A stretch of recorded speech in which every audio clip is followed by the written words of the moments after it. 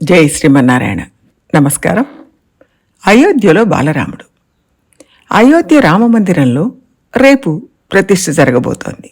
అందులో 5 సంవత్సరాల ప్రాయంలో ఉన్న రామ్లల్లా విగ్రహాన్ని ప్రతిష్ఠించబోతున్నారు. రమయతీతి రామః అంటే ఆనందాన్ని ఇచ్చేవాడు, చూపర్ల మనసులోని దుఃఖాన్ని పోగొట్టి ఆనందాన్ని నింపేవాడు. తన స్వరూపంతో స్వభావంతో అందరికీ సంతోషాన్ని ఇచ్చేవాడు రాముడు. అందంతో అందరినీ పరవశింపచేస్తాడు. ఎడమ చేతిలో ధనుస్సు, కుడి చేతిలో బాణం, సూటిగా చూసే చూపు, విశాలంగా మోకాలు దాకా ఉన్న బాహువులు, ఎత్తైన హృదయం, అన్నిటినీ మించి పాలుగారే ముఖంతో బాలుడి రూపం చూపర్లను ఆకట్టుకుంటుంది. ఈ రూపాన్ని చూడడం కోసం ఎన్నేళ్లుగానో భక్తులు ఎదురు చూస్తున్నారు. కైక తన కోరికలు నెరవేర్చాలని దశరథుడిని అడిగింది. అప్పుడు ఆయనకు 60,000 సంవత్సరాల వయస్సు. కైకతో ఆయన అంటాడు, దేవి, నా వయస్సు ఇప్పుడు 20 సంవత్సరాలు. రాముడు జన్మించిన తర్వాత మాత్రమే నాకు సంతోషం అంటే ఏమిటో అనుభవంలోకి వచ్చింది. ఎందుకంటే రాముణ్ణి రా అని పిలిస్తే రాముడు నా దగ్గరికి వచ్చినప్పుడు ఆ నడిచి వచ్చే సౌందర్యం చూసి నా వయసు 6,000కు తగ్గిపోయింది. మళ్ళీ వెళ్ళమన్నప్పుడు ఆయన తిరిగి వెళ్తుంటే ఆ వెనక వైపు సౌందర్యాన్ని చూస్తే 600కు తగ్గిపోయింది. స్వామి ముందు కంటే వెనక సౌందర్యం ఎక్కువ గలవాడని ఆళ్వార్లందరూ వర్ణించారు కదా.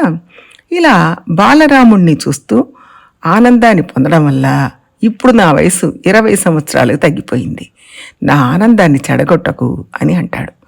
కులశేఖర పెరుమాళ్ తిరుమలలో வா போகு வா இன்னாம ஒருகால் கண்டுபோ மலராள் கூந்தல் வேய் போலும் எழில் తోళిదన్ పొరుట్టా విడయోండ్రన్ విల్లై చెత్తాయ్ అని పాడారు. ఆయన కన్న తండ్రి కాబట్టి కొడుకు అందాన్ని చూసి మోహంలో పడ్డాడు అనుకోవచ్చు. దశరథుడు కన్న తండ్రి కదా, ఆయనకు కొడుకు మీద మోహం ఉండడంలో ఆశ్చర్యం లేదు. కానీ నైష్టిక బ్రహ్మచారి అయిన హనుమ కూడా రాముడి అందంతో మోహింపబడ్డాడు. ఆయతాశ్చ సుహృతాశ్చ బాహవ పరిగోపమాహ సర్వభూషణ భూషార్హ కిమర్థం నవిభూషిత అంటాడు. అందమైన రూపసంపన్నుడు, పరిగలాంటి బాహువులున్నవాడు, సర్వ ఆభరణాలు ధరించడానికి అర్హత గలవాడు, ఎందుకని ఏమీ ధరించలేదు అని ఆశ్చర్యపోయాడు హనుమ. రాముడి వలన ఆభరణాలకు అందం వస్తుంది. ఆభరణాల వల్ల రాముడికి అందం ఇనుమడించదు. ఆభరణాలు ధరించినప్పుడు సేవిస్తే ఎంతో అందంగా ఉంటాడు రాముడు. ఆభరణాలు లేకుండా సేవిస్తే అంతకంటే ఎన్నో రెట్ల అందంగా ఉంటాడు. హనుమ కిష్కింధలో రామలక్ష్మణులను చూసి, ఇంత అందంగా ఉన్న మీరు ఆభరణాలు ధరించకుండా వచ్చారే, ఇంత అందాన్ని చూస్తే ఎవరి దృష్టి దోషమన్నా తగులుతుంది కదా అని అన్నాడు.